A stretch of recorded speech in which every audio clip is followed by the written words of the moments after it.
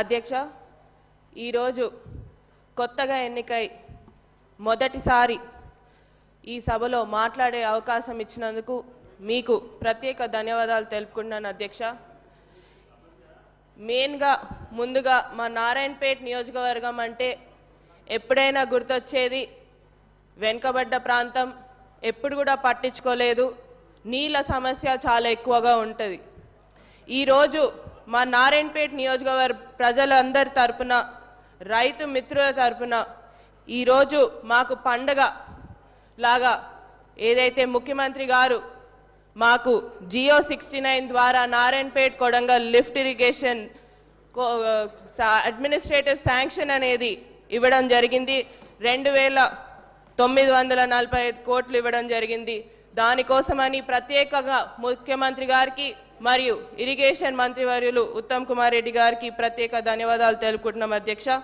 దీనికోసం ఇప్పుడు దాకా మా రైతులు చాలా కష్టపడ్డారు. ఈరోజు మాకైతే పండగలాగా ఉంది అధ్యక్ష. మా నియోజకవర్గంకి వెళ్తే రైతులు చాలా సంతోషంగా ఉన్నారు. ఈ ప్రాజెక్ట్ వల్ల ఏదైతే 1,00,000 ఎకరాలకి నీళ్ళు అనేది, మాకు సాగునీరు అనేది రాబోతుంది. ఎందుకంటే వలసలు జిల్లాగా మారిందని చెప్పి ఇంతకుముందు కూడా అన్నారు. అవే వలసలు తగ్గి మళ్ళీ తిరిగి అదే వలసలు పోయిన వాళ్ళు తిరిగి వచ్చి వాళ్ళ భూముల్లో వాళ్ళ పంట పొలాలను కోసమని పనిచేసుకోవడానికి అవకాశం ఇచ్చినందుకు ప్రత్యేక ధన్యవాదాలు అధ్యక్ష.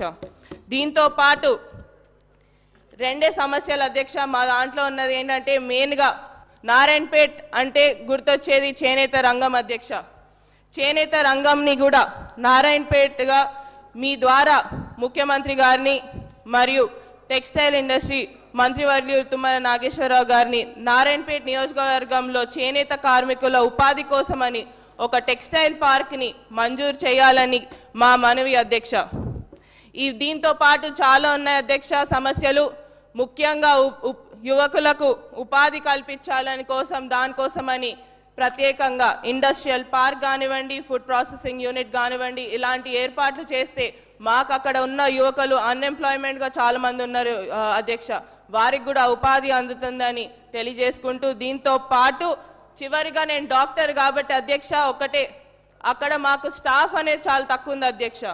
మాకు ఈ ఏదైతే డిస్ట్రిక్ట్ హాస్పిటల్ కానివ్వండి ఆడ స్టాఫ్ అనేది సరిగ్గా ఉండదు. మా పిహెచ్సిలు సిహెచ్సిలు ప్రతి ఒక్క ప్లేస్లో కూడా స్టాఫ్ చాలా తక్కువ ఉంది అధ్యక్ష. ఆ స్టాఫ్ కోసమని కూడా మా హెల్త్ మినిస్టర్ వర్యులని దామోదర్ రాజనరసింహ గారిని మరొకసారి కోరడం జరుగుతుంది. ఏదైతే స్టాఫ్ అనేది కూడా పెంచాలని కోరుతున్నాం అధ్యక్ష. ఈ అవకాశం ఇచ్చినందుకు ప్రత్యేక ధన్యవాదాలు అధ్యక్ష.